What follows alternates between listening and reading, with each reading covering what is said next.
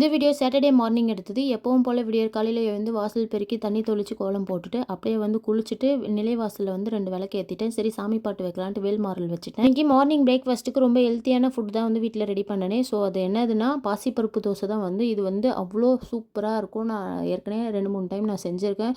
So இந்த recipe வந்து உங்களுக்கு வந்து ஷேர் பண்ணலான்னு தான் இன்னைக்கு வந்து வீடியோவும் ஷூட் பண்ணேன்.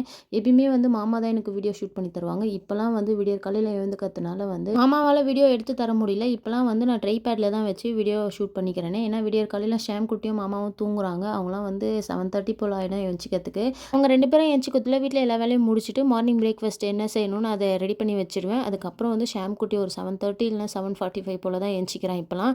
பாசிப்பருப்பு தோசையில் வந்து அவ்வளோவும் ப்ரோட்டீன் தான் இருக்குது. ஸோ அதனால் வாரத்துக்கு 1 டைம் வந்து கண்டிப்பாக நான் வந்து ஷாம் குட்டிக்கு செஞ்சு கொடுத்துருவேன். அவ்வளோ சூப்பராக இருக்கும். அந்த கொத்தமல்லிலாம் போடுறதுனால ஒவ்வொரு வாய்க்கும் சாப்பிடும்போது ரொம்பவே டேஸ்ட்டாக இருக்கும் அந்த கொத்தமல்லி. நீங்கள் உங்களுக்கு பிடிச்சிருந்தா இந்த ரெசிபியை வந்து வீட்டில் ட்ரை பண்ணி பாருங்கள்.